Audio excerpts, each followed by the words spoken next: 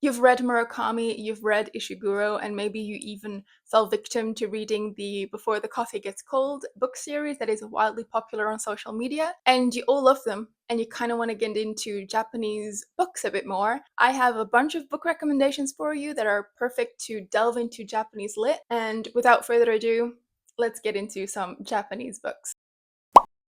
The first book I wanted to recommend is How High We Go in the Dark by Sequoia Nagamatsu. This is written by a Japanese American author and is very comparable to like Black Mirror. So if you love stories kind of like Black Mirror, you'll love this book in particular. This is a masterfully crafted anthology story set in the near future where we're kind of very much dealing with the repercussions of climate change because they have found this prehistoric child that was previously stuck in permafrost essentially in Siberia, but because of the climate change and the earth getting hotter and hotter, this prehistoric child started to melt. The remains of this child were apparently still carrying a very lethal and very dangerous virus that eventually starts to take over the entire world because death and illness have become such a current and constant thing in this world and kind of like a long-term thing for a lot of people. Naturally, because our society is capitalist, a lot of companies have started to exploit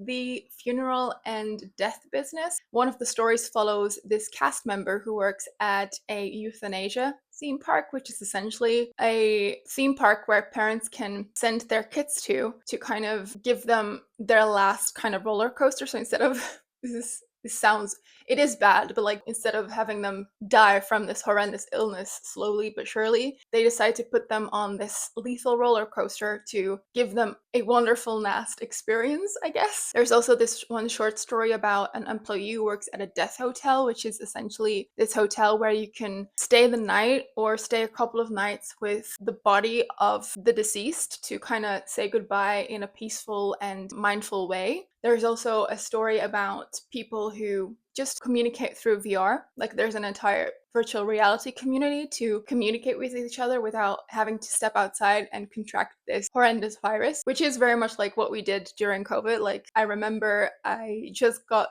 Animal Crossing as a game and I was just communicating through Animal Crossing with a lot of my friends.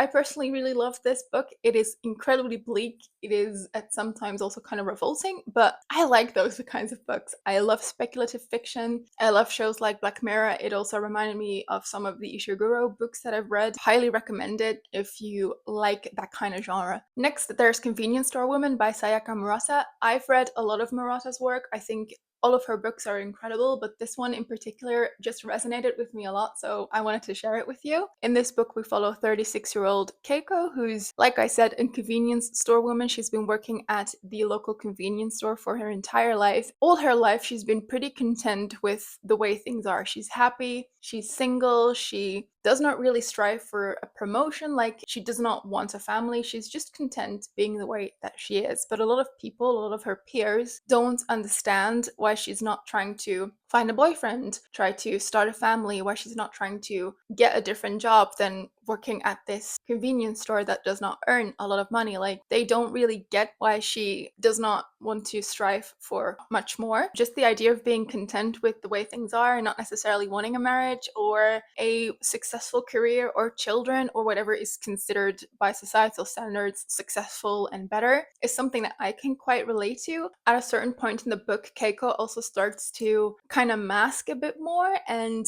do things that are considered successful or being like a functioning human being. Like she starts to date and she starts to do things that are considered to be good. And it's kind of disheartening to see that a lot of her peers, like a lot of her colleagues and friends, are relieved that she's finally showing a morsel of normalcy.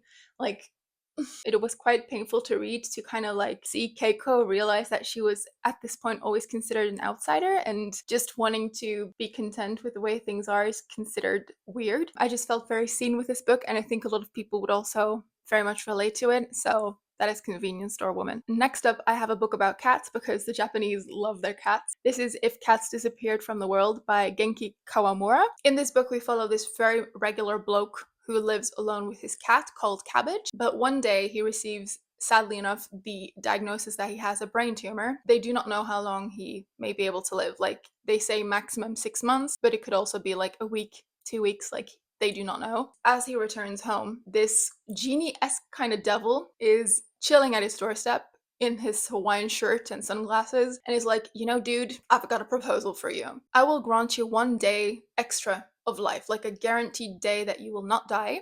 In exchange, I get to take away one factor, one item from the world, and I get to decide what that might be. And so our main dude is like, okay, sure, let's go for it. So the first day, the devil takes away phones. And the guy's like, okay, cool. Cool. The second day, he takes away movies. And then the third day, he takes away clocks. And as you might guess from the title, because this is obviously not a spoiler, at some point the genie proposes to take away cats. And our character is kind of in a pickle because he has his beautiful pet cat called Cabbage, and he does not know what to do. Very much a story that revolves around the idea of you don't really know what you have until it's gone, coming to terms with your current situation, and taking things for granted. In my opinion, kind of a silly, but at the same time gut-punching and heartwarming novella that has stuck with me for a very long time. Next up, there is another book about cats because the Japanese do cat books really, really well. The Cat Who Saved Books by Sasuke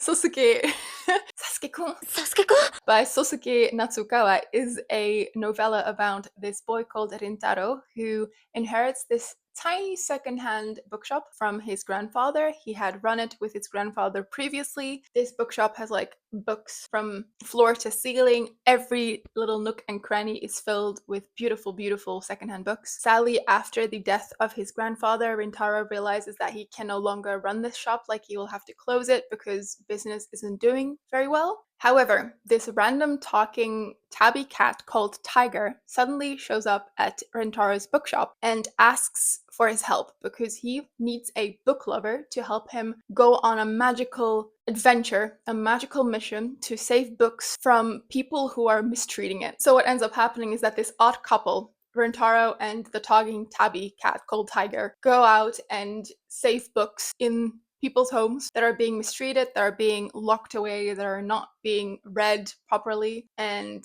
they go out and save them. Wow, lightning change. Anyway, this is a perfect book for more of the colder months like September, October. It's very cozy, very whimsical too. You kind of have to be into magical realism stories to get this one. Like, I don't think you would enjoy this if you do not really care for talking cats. Perfect for a chilly night and you just need a warm, cozy blanket of a story. So that was The Cat Who Saved Books. Next up, I wanted to talk about Breasts and Eggs by Miko Kawakami. I love Miko Kawakami's books. I've read multiple by her, but this one in particular I wanted to highlight because this is a story that is a bind-up of two novellas by her, but both concern dilemmas regarding womanhood and bodily autonomy for women. Both stories revolve around the same main character called Natsuko, who lives in Tokyo. In book one, we mainly explore the story of Natsuko's older sister, who, alongside her recently become mute daughter, travels to Tokyo to meet her sister and does that specifically to explore the options of breast augmentation. And the story kind of explores how Natsuko feels about her older sister getting a breast augmentation, but also the older sister's standpoint, obviously, and her daughter, because they feel a certain type of way about the situation as well. Book two very much deals with Natsuko herself, who has a very strong desire to have children, but that desire is not really compatible with her relationship status, her age, and her sexuality. So she starts to explore donor conception and what that means for her own life, but also what that would mean for her child and their future.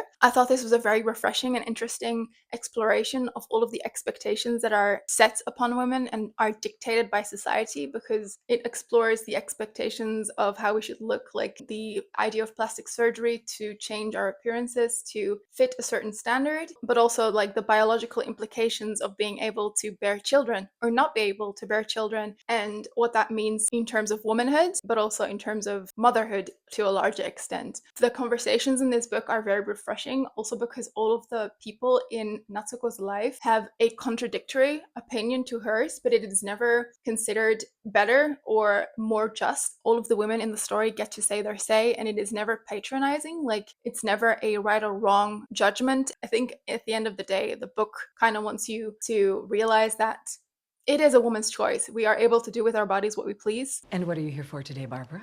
I'm here to see my gynecologist. I think this book would also be great for a book club because there are a lot of different themes and topics that you can explore. Those were all of the books for this video. I have way more book recommendations, like both Japanese and just Asian books in general. So if you want a part 2, please let me know in the comments below. Also, if you have any book recommendations, please also leave them below. I love Japanese literature. I don't know what it is, but they're always so cozy and wholesome, but at the same time reflective, and they kind of tickle my brain in some way. So I would love to explore more, and I'll talk to you in another video. Thank you very much for watching. Bye!